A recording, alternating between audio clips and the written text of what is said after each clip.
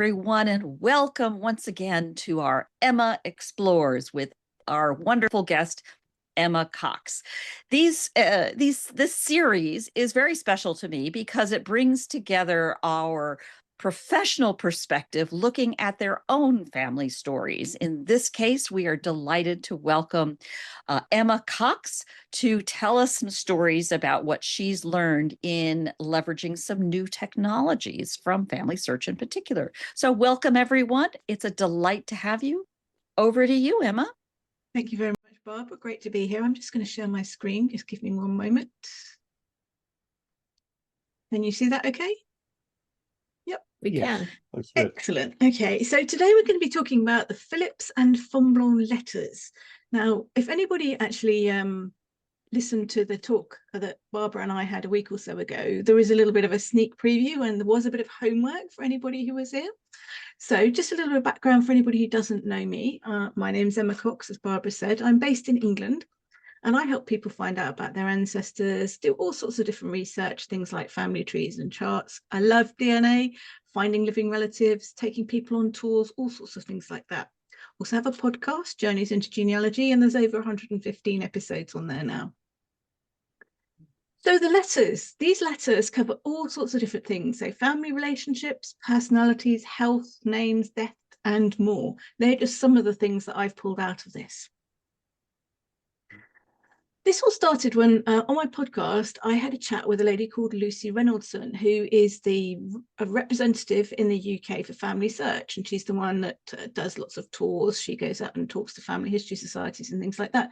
And we had a general chat about Family Search and all the things that are happening and Roots Tech and things that are coming up and recent changes that have come in. And one of those changes is called full text search. Now, if you haven't heard of this, this is basically where if you have a document and you have a document that has a name associated with it. So, for example, it could be a will. So you know it's someone's will, but in that will, there are lots and lots of other information, other people like witnesses, people like beneficiaries, there are places, there are all sorts of things like that. So using full text search for any of the things that are on Family Search now, it will actually go through and it will find all the names that are actually within that document. It will find the places. And this is actually amazing. So she said it's a game changer. And to be quite honest, I was skeptical. I didn't think it would be brilliant, but I surprised myself and it is. So some of you may know that I have a family line called Fonblanque. So they go back to France in the 1700s. And I thought, well, I'll have a go, because when I started doing my family history research for Fonblanque, which is probably 30 odd years ago now, it wasn't a name that really came up. You might have been, if you've got one or two results, then gradually you've got a few more. And even now there aren't that many. So looking on the Fonblanque family search was very, very interesting. I'm just going to click on the link so you can see it for yourself. Let's make this full screen. So when it comes up, you have to put your keyword in on the right and press on search, and it comes up with lots and lots of different results here. So it says London, England family histories, and it gives you the years and genealogies. And with this particular line, I have one of the people in it was the Commissioner for Bankruptcy. So there are lots and lots of records that relate to him. So he is the commissioner, he's on loads of different things. So always want to try and ignore those. So you can see this one here, or other people who were lawyers, that you can see there are loads and loads of results. So I'm not interested in those. I know of those. But this first one that came up, London, England family histories, it's like 1906, I haven't heard of that. And then you can see little excerpts. Anthony Fonblanque is always their business friend, writes to Miss Fonblanque, dear cousin, Louisa Fonblanque died. And I just thought, hey, this is something new. I haven't heard about this. And so I started looking into it. Now I'm just going to switch back and show you. So this is the screen that it came up. So it actually has changed the results around, funnily enough, since I did it. The genealogies thing that isn't interesting was first, and the family histories thing was second. And this is what happened. This is the first page that came up. So basically, it's a series of letters. So they say the date, they say they're to and from, and you've got a complete transcription of them. So it's not like you have to read somebody's old handwriting. They're actually being put into a book, typewritten. So here enclosed you have a £10 banknote, which I hope you will receive safe. So this is 1793. So £10 in 1793 was quite a lot of money. And I had the pleasure to dine yesterday with Mr. and Mrs. Adams, nee Trefusis. So your dear cousin Anthony Fonblanque. So it's like, oh, okay, this is intriguing. So I started sort of getting all of this and just thinking, and so it goes on. And these letters are sort of separated out into different things. And I started thinking, well, who's got these letters? What are they? Because the name Fonblanque didn't come up in the at the beginning of it. And it turns out that these are the letters from the family of Phillips, Picton. And I think there's a brilliant quote from Dr. Johnson on this page. There should be a chronicle kept in every considerable family to preserve the characters and transactions of successive generations. What a lovely quote. And so this is 1906, published in London. And also on the inside here, it says who actually compiled it. So it's the papers belonging to Sir James Erasmus Phillips, Bart, unless some other authority is quoted. And the papers in his possession descended to him from his grandfather, Captain William Hollingsworth Phillips. And I thought, well, I know Hollingsworth Phillips, and I actually knew of James Erasmus Phillips. So I started to get a sense of where these actually came from. And then it shows me on the right-hand side here, there's various different chapters of the book. So it talks about the background of the Phillips family. And then chapter 4 is Anthony Fonblanque. I thought, well, he's got a whole chapter about himself. And then there's Fonblanque and Maxwell Adams. And it's like, okay, that's the second marriage there, Hollingsworth Phillips. And then it goes on to subsequent generations.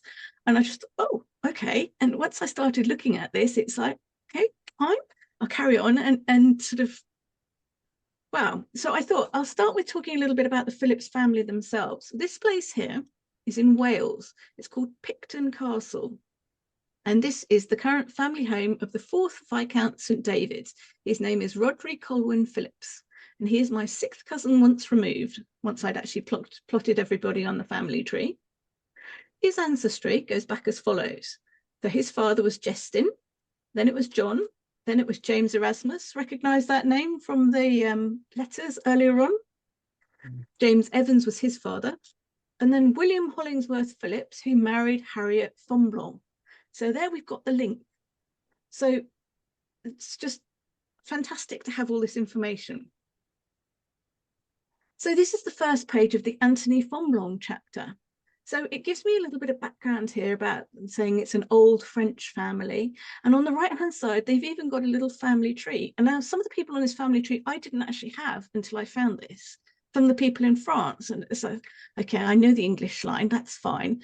And married Monsieur de Pechelier, I knew of him, but the line on the right-hand side, I did not know at all. So I've actually found another line there. So Francois married Montet de Noganet, and their son married Jeanne Balis, and their son Prosper, Jeanne Romac, and their son Emilien was a judge in the tribunal in Montauban in 1901.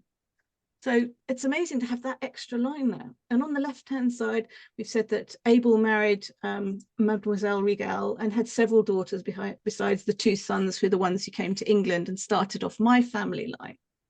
And at the bottom, the paragraph, the House of Fonblanque had formerly had the privilege, which was very lucrative, of manufacturing glass. For at that time, none but nobles could even assist in the working of glass. And with the exception of the men who attended to the fire and those who brought water or packed the produce, all were patrician operatives. They were each paid 10 livres a day, so that the younger sons of nobility found it worthwhile 200 years ago to devote 6 or 8 months of the year to such employment. And it's amazing social history to actually read all this thing. So this is the start of Anthony Fonblanque. And then it goes on. It says there are no more than 14 or 16 verrières, which are glass houses in France.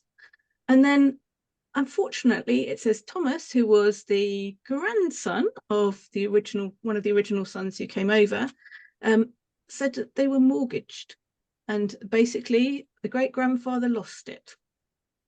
And it mentions about them coming over here, and it says they were naturalized, that they married 2 sisters. I knew quite a lot of this information, but it's always nice to have it confirmed by a different source. And it talks about the second marriages.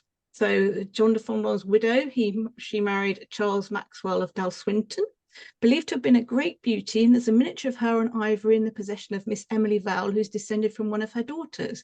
So it's like, I'd love to get hold of that. I have no idea where it's ended up. It hasn't ended up in our branch of the family. And it says Anthony Fonblanque.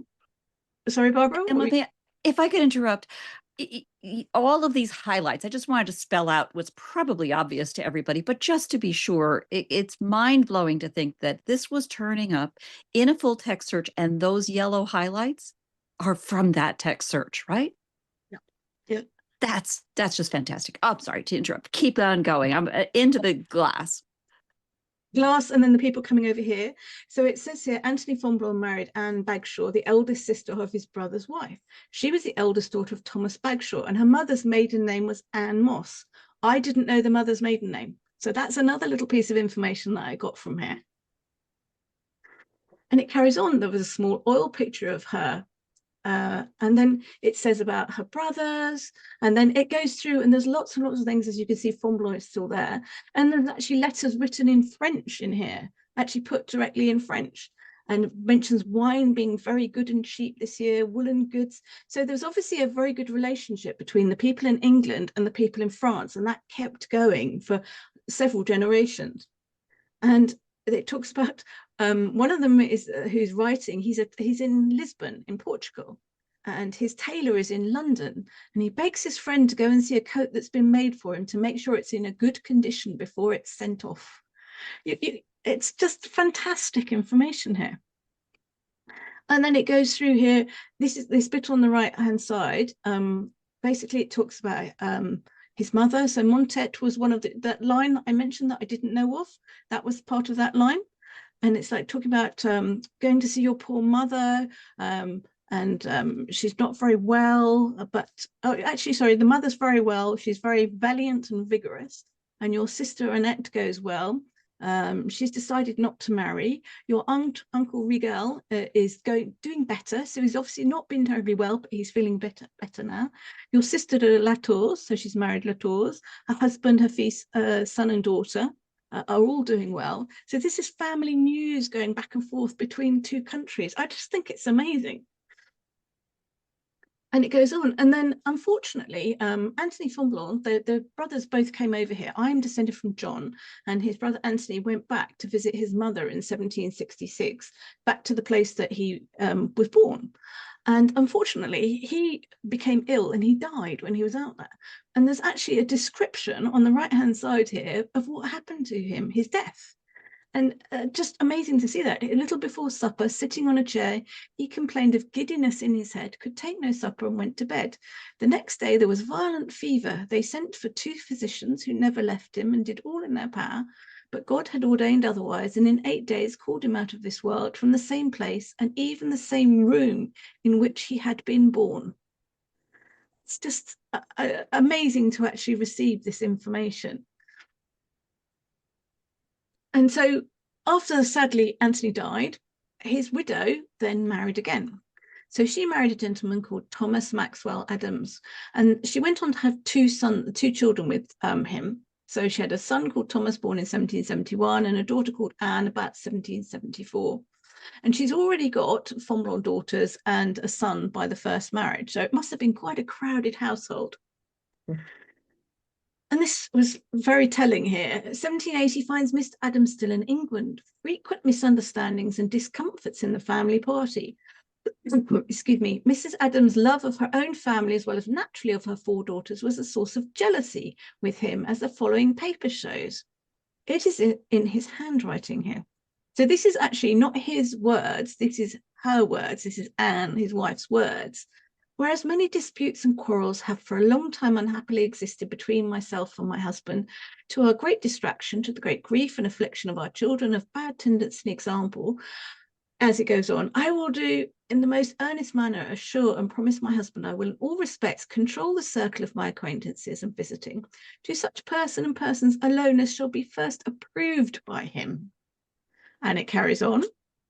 I solemnly declare and promise I will refrain from intercourse and correspondence with my unmarried sisters and my brother Richard and his wife. I will be content and satisfied to see my daughters once a month on the first Sunday, not oftener, except in occasions of extreme illness. I solemnly promise and declare I will not indirectly receive or send any letter or message to any or either of the aforesaid protected persons. And it shall be the study of my whole life to promote and improve the happiness and prosperity of my husband and our children. And then in his words at the bottom, I do most heartily approve and accept the above declaration, and the same being religiously adhered to. I, on my part, promise to devote my whole life to the comfort and happiness of my wife, and I consent that the said daughters may visit their said mother in the manner above stipulated. Imagine somebody actually saying that and writing that and agreeing to it. So it says it was written in his handwriting. Is her signature on it, do you think? I think so. Yeah. Because I see at the bottom, he has witnessed his wife's signature, right? I do most heartily approve. And then presumably his signature, but I don't see her name. No. Wow. That's a post note. Do actually have a copy of her signature on other documents. There was a problem with money to be supporting the children of her first husband, and I went up to the archives at Kew fairly recently, and I got some documents from the Chancery Court, and some of the documents in there are about getting payments from the money from the Fonblanque side, and she'd signed different papers, and there was all sorts of information in there, so I've got her signature elsewhere. But what a statement, and what a life. I mean, sort of controlled by your husband, supposedly willingly, but I suppose you're trying to keep the peace, aren't you? I'm also watching those dates and thinking about the French Revolution for the folks back home, you know? You have, here we are, dated 1780, another 10 years, and, you know, the terror is underway. Wow. And then that led to the four daughters moving out and finding their own property. Now, I knew they'd done this, but I had no idea why, because I found an insurance policy. I went up to the London Archives a few years ago, and this says Harriet, Elizabeth, Louisa, and Eleanor Fonblanque of James Street, Westminster, spinsters, on their household goods in within the dwelling house only, brick, situated aforesaid, and not exceeding £340. Her printed books, £10, wearing apparel, plate, china, etc. And so this led to them having an insurance policy, which meant I found out they had their own household, and it's just amazing. Emma, you're going to be writing a book, just saying. This family is a gold mine that just keeps on giving. So of the four sisters, Louisa is one of them, and her health wasn't particularly good. I don't exactly know why, but she went to take the waters. And for anybody who's read things like Georgette Heyer or Regency novels or Bridgerton, all that sort of thing about people going out for the seasons, taking the waters and all that sort of thing, this is what they did. And to actually hear that somebody has actually gone and done that within the family is pretty amazing. So Louisa is better today than she could have been expected after her journey. She was for the first 2 days rather fatigued. She is drinking the waters. Mr. Calder, the apothecary, does not think she has any dangerous symptoms and makes no doubt of her recovery. Her spirits are very well upon the whole. So she starts off in Bristol there. That's in May 1787. And then she nips over to France. So in 1788, she's in Chaillot. And then Mr. Seymour told me to drink the dog's drink. I have no idea what the dog's drink is. Yes. And then it's necessary to drink a pure water. And then she was living in Paris, and she didn't have a particularly good time in Paris. Apparently the person she was staying with wasn't very nice, so she didn't stay there very long. Also, it's 1788. Yeah. Time ticking down here. Yeah, yeah. So unfortunately, the following May, she died. She was only 31. And her cousin, John, so he's my line, he wrote to her and wrote to her sister, Eleanor, to be informed when my beloved cousin was to be interred. So you can see the relationship between all the cousins was really close. So they obviously carried on connecting, and sort of it says a lock of her hair as the most valuable token. And her private property amounted to £2,500 in consols. I can't remember what consols is. I think I did look that up. But just a little vignette of somebody's life of not being very well, traveling around, taking the waters, the people that she interacted with. So that was Louisa. And now we come on to Harriet. So Harriet was where the Fonblanque and Phillips lines intersect. So William Hollingsworth Phillips, to start with, he didn't have a very happy life. He was orphaned when he was really young, and he had a very lonely childhood, as it states in the letters there. And he met Harriet, and they corresponded for a long time. So they married in 1785, and they were corresponding for a good 7 or 8 years before that. So it was a slow courtship, but they were obviously very fond of each other, and it carried on. And it said that they actually got married in March 1786 at St Margaret's in Westminster, and they met in 1750, and they carried on. Sorry, so that his great grandfather had died in 1750, and he was baptized there in 1757. And it says that in this side, William Holdsworth Phillips and his wife were on the happiest terms with her sisters, and they're loving friends all their lives. And he was one of them. So it wasn't that he was separate from his wife, because he writes to the sisters separately and gets letters back separately. So they get on really well here.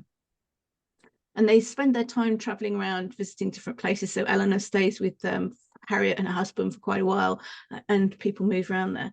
I had intended, my dear girl, to have scolded you most roundly, for in a very long letter which you wrote to Eliza, there was not a syllable, not one poor wish. I'm just going to move you out the way, just one moment.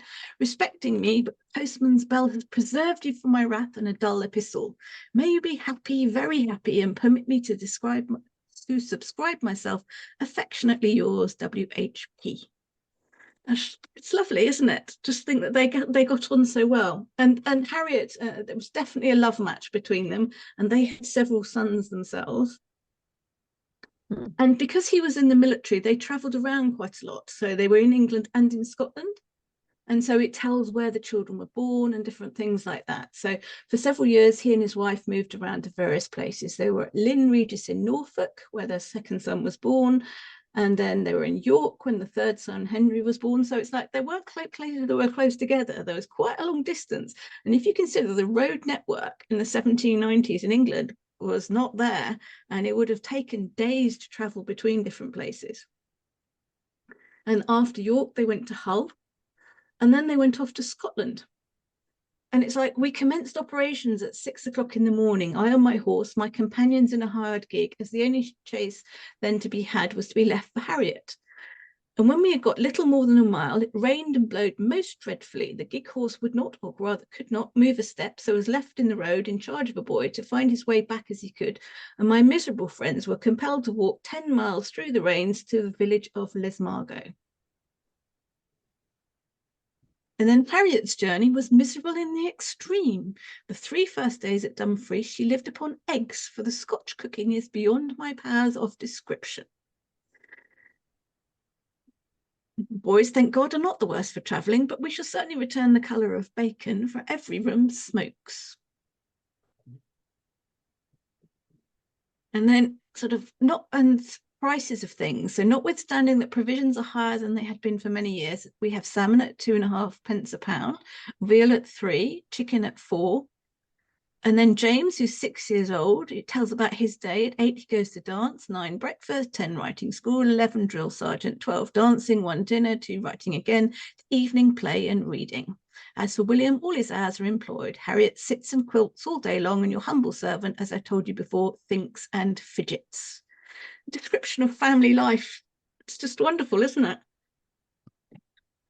So, as I said, the family was all very close. So the children from the first marriage and the second marriage, they all got on very well indeed on both sides, because both of the brothers who came over to England, they died relatively young, and their widows remarried. So William Hollingsworth Phillips, Thomas Maxwell Adams is Harriet's half brother. And William Hollingsworth Phillips is actually fairly well born. So the baronets of Picton Castle. And it says here in a letter that TMA, Thomas Maxwell Adams, wrote in December 1805, some time ago, Harriet asked me if I would look at Philip's genealogical table. I told her that I'd seen it, and it would be a complete thing, but for one omission. She asked me what I meant, and I candidly informed her. She was thankful to me and hurried to her better half with the intelligence. It surprised him, and for the first time in his life, he hurried to ascertain whether his son was to be a baronet or not. And so it goes on with that.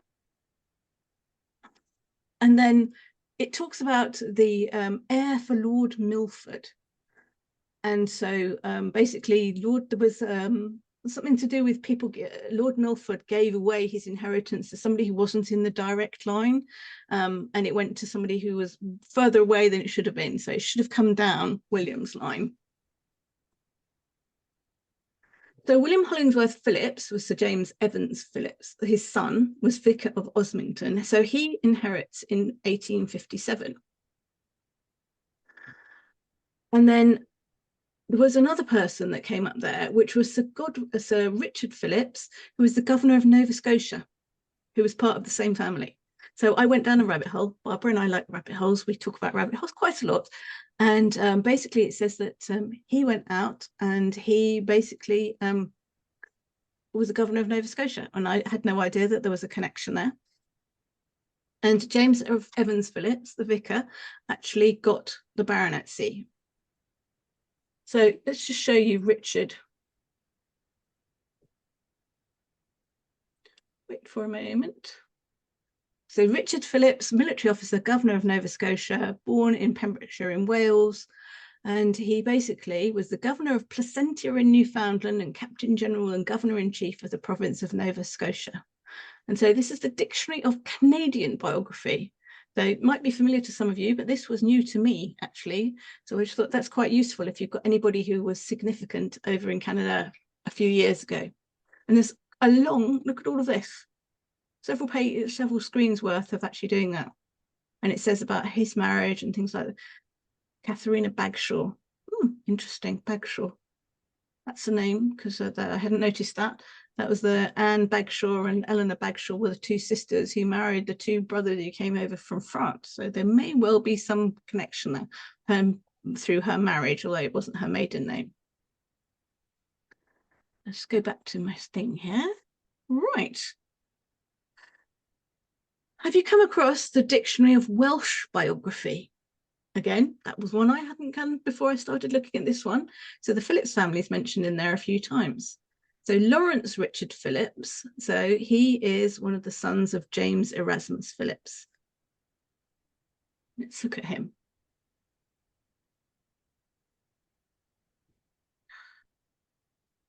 So again, we've got quite a lot of information there. It tells us about his life. It tells us where he went to school. So he was part of Schweppes, the brewing company. So these people actually did quite significant things here. And he was interested in breeding plants, which is actually my parents grew plants and had a nursery. So that's something that interests me personally. And talks about the line of succession there. Go back to the screen again. And then we have John Winford Phillips. Again, there's another one here. So he's the grandfather of the current Viscount St. David's. And on here, it actually does talk about the family here and says about how it devised down to the people that I'm talking about today. And then there's more information on here. He invested in the Costa Rica Railway Company and the Buenos Aires and Pacific Railway Company. So these people actually did pretty well. And they were sort of industrialists, I think is probably the best way of describing them. So that's what he looked like. And it tells me all about his children, his parents, etc., etc. So today, what helped me with my own research? Well, family search. We can't have said it. Family search is just brilliant. And I have to say, when we finish this, I'm going to ask if anybody's done their homework. I did say about people doing some searches of their own. Insurance records at the London Archives, Dictionary of Welsh Biography, the Dictionary of Canadian Biography, and that's it. I'm going to stop my share and ask you questions. So, who managed to have a little look at family search and the full text search? Barbara? Yes, I did. I couldn't help myself immediately after the Friday live session. I just a little dabble, and I think Bill's got a little something over there too. Yeah, I thought so. Yeah, I've To done quite a share. bit with full text. Yeah, Okay, yeah. go on, go on. If I don't choke. No, I've done quite a bit. It's helped me find a lot of uh, records that uh, are not indexed anywhere. What kind of And records, Bill? like a lot of land records, deeds, conveyances. Um, that a lot of them are handwritten and it's very difficult to read at times. But full text search has done a really good job going in and uh, letting me put in like uh, a surname and finding really tracing how property was moved around within a family and I'm working on that on my in-laws family. So it's an amazing tool. Definitely. Immediate. And one of the things that I noted is that you do actually get a transcription. So it shows you the transcription on the screen at the side of the document you're looking at, and you can download things. So it gives you the Yeah. choice of downloading as a JPEG, a PDF file, which has got the source information and the transcript in there as well. Amazing. Yeah, and the transcripts are pretty accurate. I mean, you'll find a few spots that you might have to go in and figure out what they're talking about. But But you but for the can most, edit them as well. yeah, You can actually yes, make your own changes.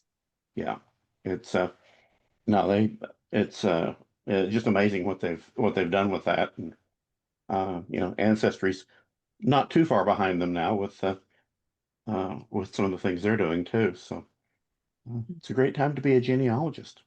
Agreed. Exactly. Well, that's pretty much what I did as soon as you were talking about it. I dove in specifically looking at kind of the family history angle, or rather, family history books. And that's exactly what I found. You were talking about your letters in somebody else's family history book. I have a name Harger, which is not that common, and just, dropped it in to ask, and boom, there it was. And sure enough, there was the Cowles family, and there was an entire chapter. And within that chapter, it went through the descendancy and it was only written in I think published in like 2012. So it's recent. And then all of this detail, even my favorite part, it quoted my grandmother's book, which is Oh, one of the ones that I was trying to confirm. And no, actually, there's some bits that I think are just wrong. But it was quite the thrill. So it found the descendancy for one of the names that she mentions and doesn't go into a lot of detail. So it goes into a descendancy chart that does make it easier to read than her book did, and goes into names that are not mentioned there and I had not seen elsewhere. And then that becomes, well, fuel for more rabbit holes.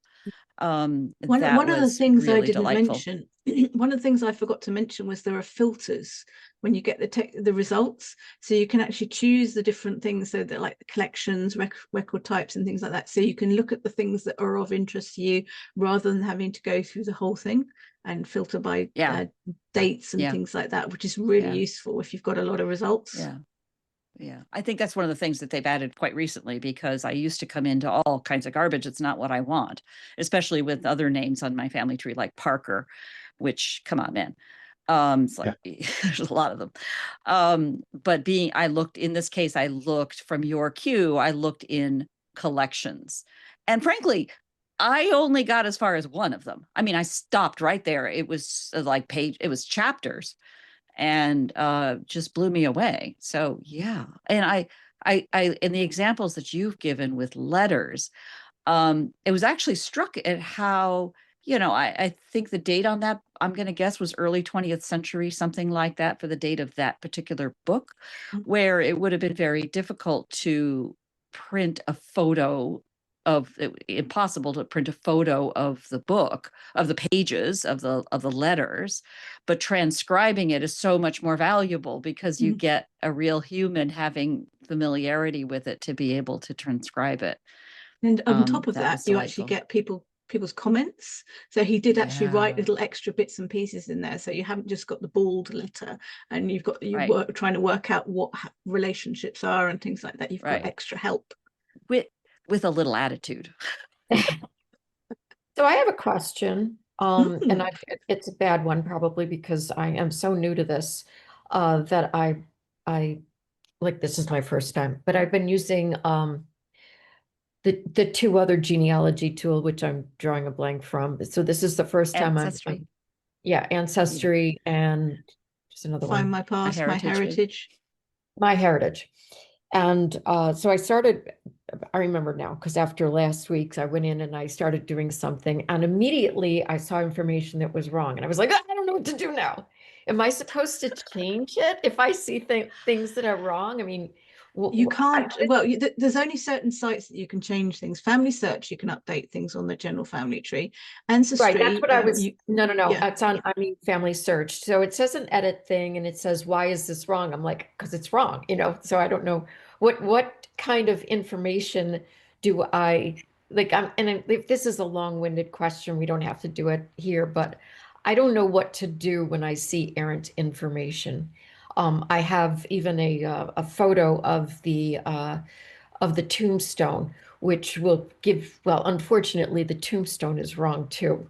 The man was like 190 years old when he died, so the numbering wasn't right, but it's the wrong name. The wife was from Baltimore. This family was from upstate New York. The children are all correct. My great-grandmother is correct. It's her parents that are incorrect. If you've got some proof of that in some way, whether you've got family documents you've inherited or something like that, family archive, you can put that on there as a proof, just a note saying this change from X to X as but do I change it? Yes. Do I change the name Yes. to from Martin Yes. to Daniel and Yeah. McCarthy? Yeah. Okay. Yeah. All right. I'm not and what you'll screwing up also somebody find, else's information. Yeah. What you'll also find on there is there are a lot of duplicates. Lots and lots of duplicates. So you find people who descend from one child of parents, someone descends from another child, and they've both created the parents. And so I end up going through and merging duplicates to try and make people come together, as it were, so you get the proper family. I think this family search is going to be ideal for the British side, the family tree that came from the branch that came from England versus the ones that came from Ireland. But one thing I did do this past week, which was somewhat unique, I think, is I looked at the land records for where the poor, impoverished Irish came from to see who were the barons or baronets of those lands and what were their political persuasions, so I could figure out things like, were they allowed to burn turf for fuel?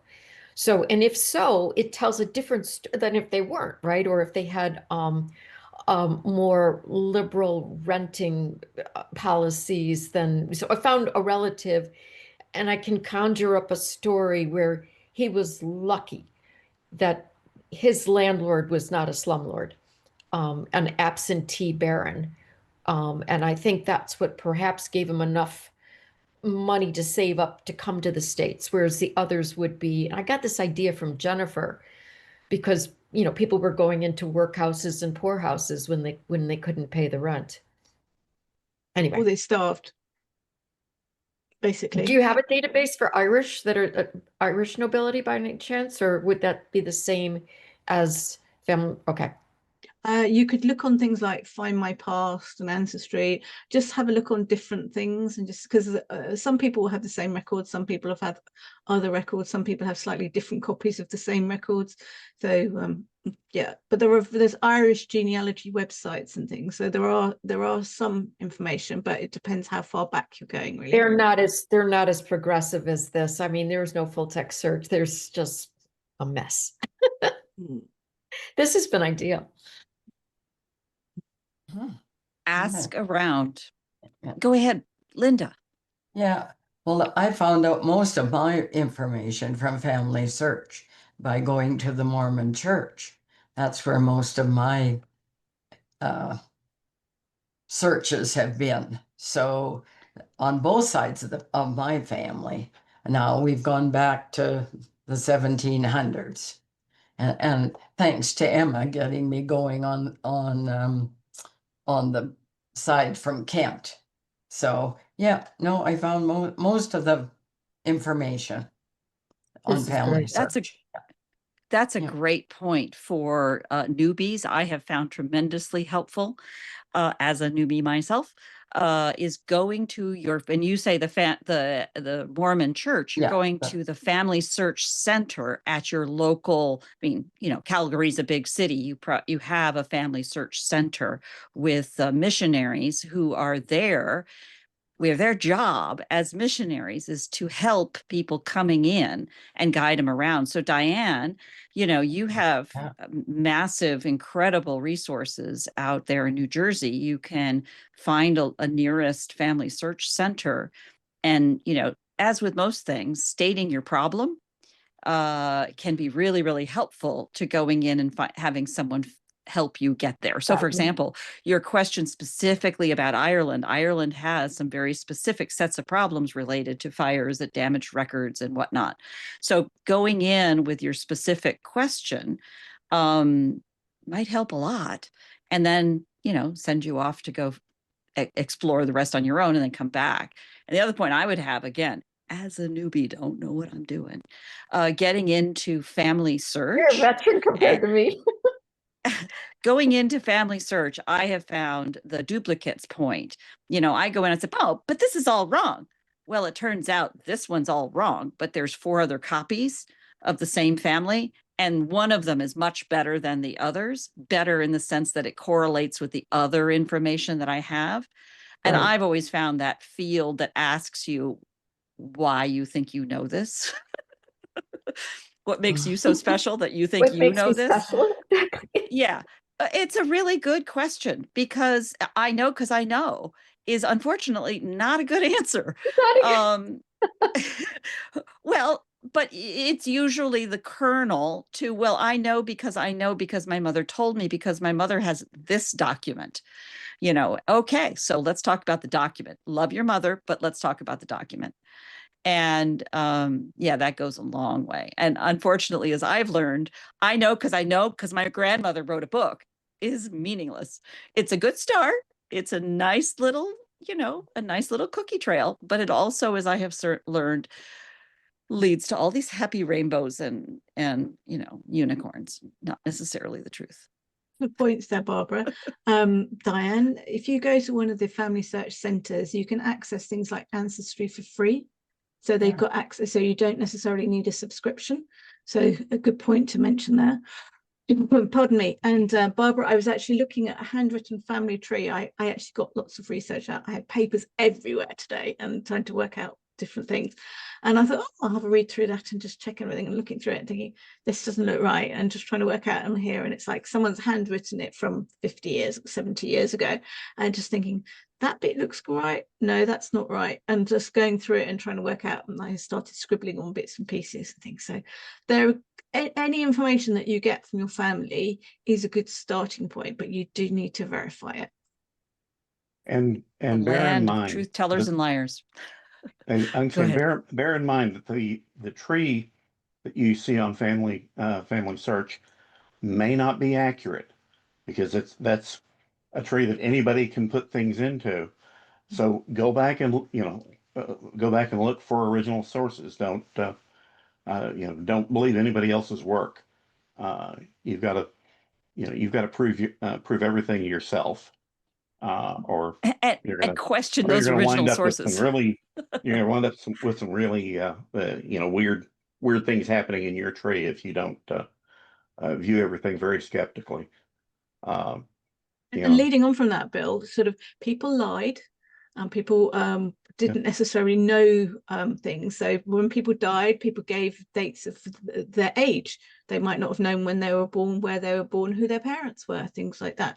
So bishops' transcripts made errors when copying from the with the parish records, the births, marriages and deaths, every quarter the bishop had to report them up the line. So a copy was made of those and sent up to the archbishop and things like that. So, but basically the copies weren't necessarily the same as what was in the original parish registers.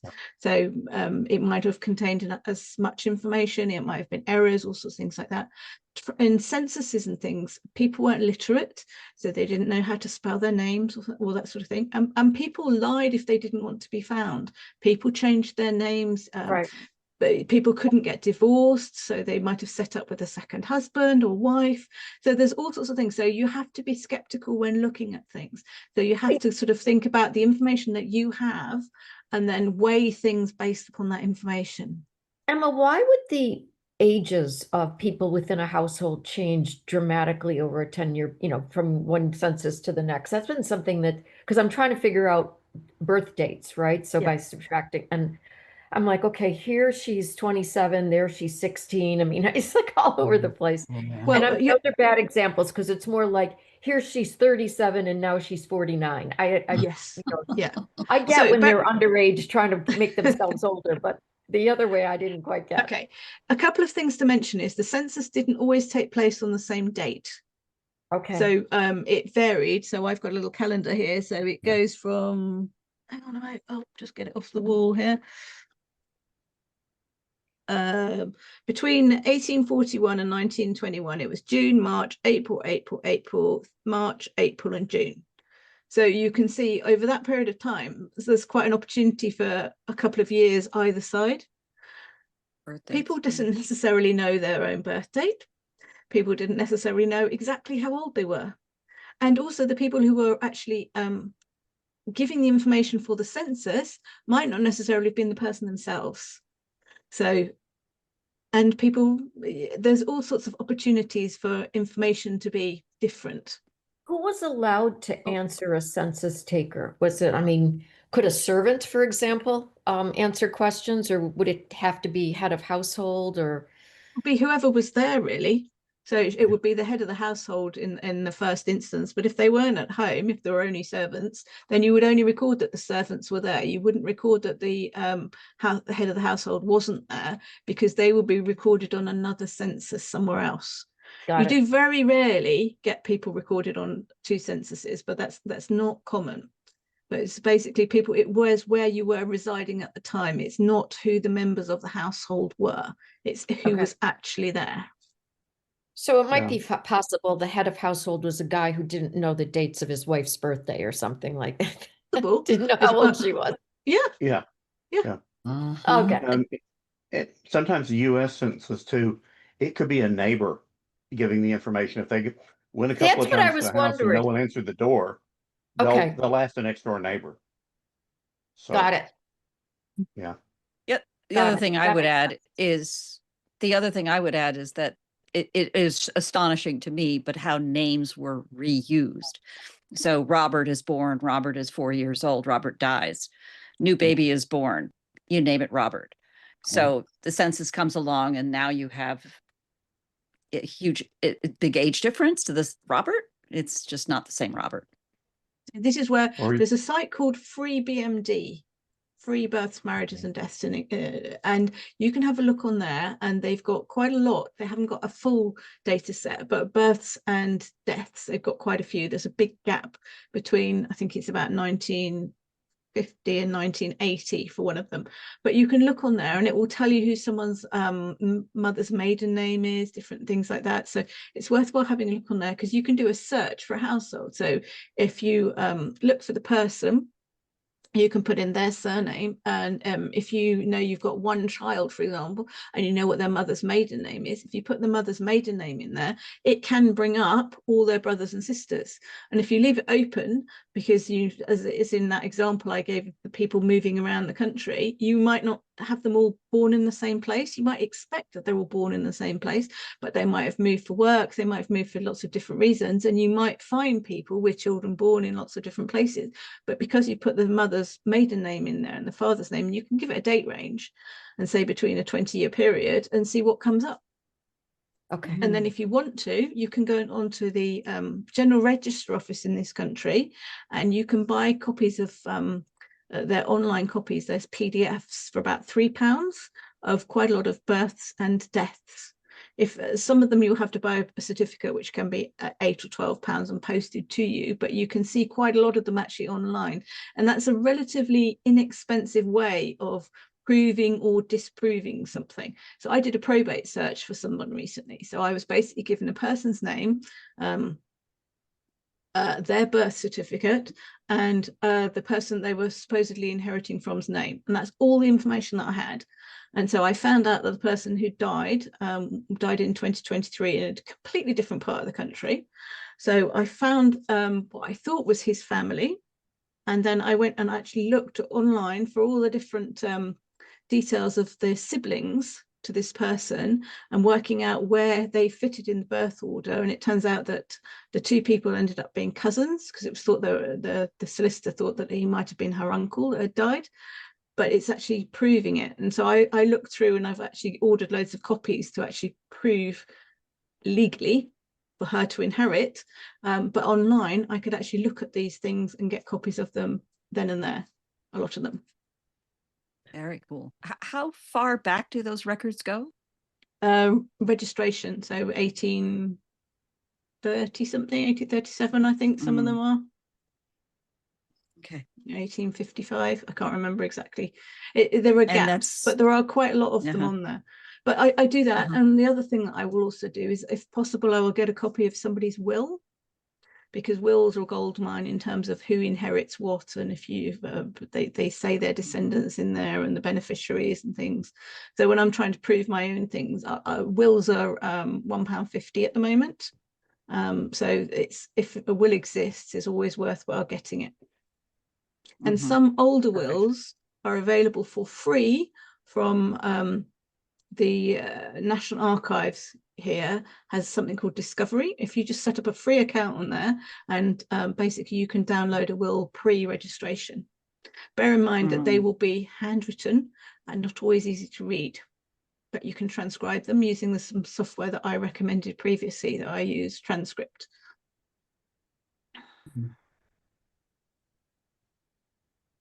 Wow. Well, this has been fantastic, Emma.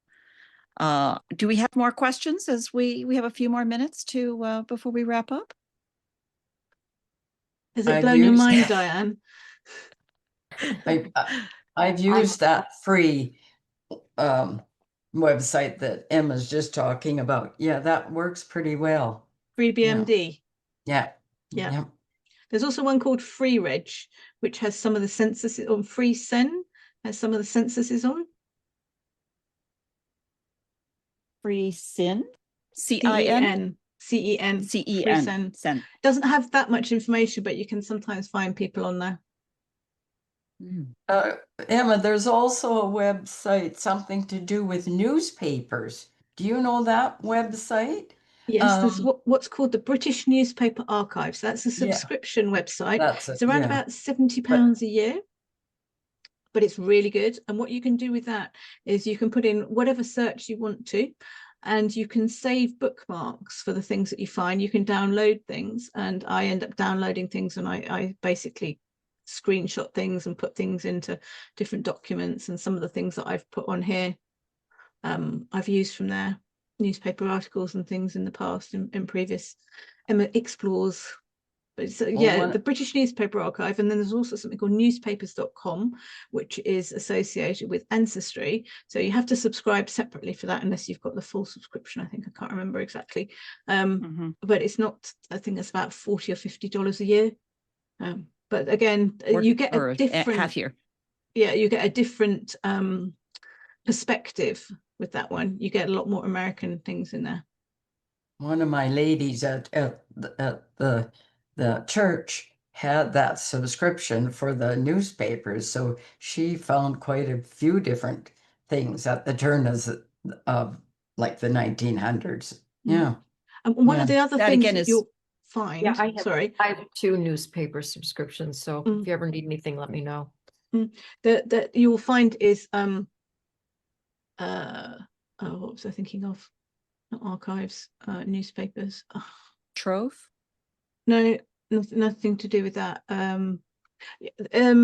Some of the our local library will give you access to things like the Oxford Dictionary of Biography and things like that. So it's worthwhile having a look and seeing what you can get by using your local library, because you can actually see quite a lot of information there. Mm-hmm.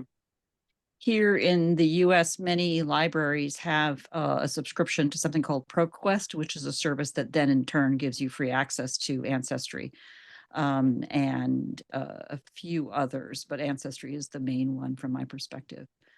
The other thing I was going to mention, go ahead. I was just going to say, aside from Ancestry and the actual genealogy sites, you've got lots of sites that host biographies, other things that aren't the main subscription ones there, other subscriptions websites that you can get access to. Yeah. The other one I was going to mention, because I think you did earlier, was Trove from the UK, from Australia. Sometimes has some interesting access to British newspapers, surprisingly. And you can get there from the Trove site, TROVE, which is an Australian government, I believe, government arm of their archiving system, right?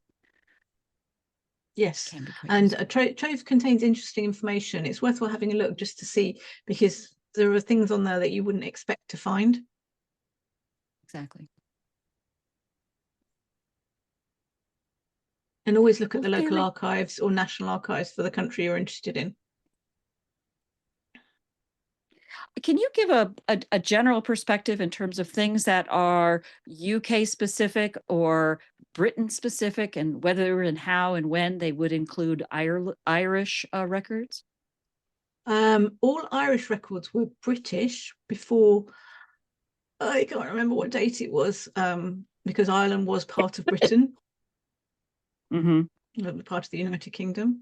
You won't find separate Irish records unless they're the individual parish records, which you'd probably have to go to the local parish to actually see. Apart from that, can't think of anything offhand. That's fine. That's fine. Someone like Daniel Loftus is a wonderful resource for Irish records. Daniel usually uses his name, Daniel Loftus, on all sorts of different sites. You'll find him everywhere. If you just look up things like Irish births, marriages and deaths, you'll get 2 or 3 websites that come up. Something like irishgenealogy.ie, yeah, that's or the one something I use. like that. Irishgenealogy.ie has been pretty good. Yeah, and then you've got the censuses from 1901 and 1911, where you do get occasional people appearing on them. So fantastic.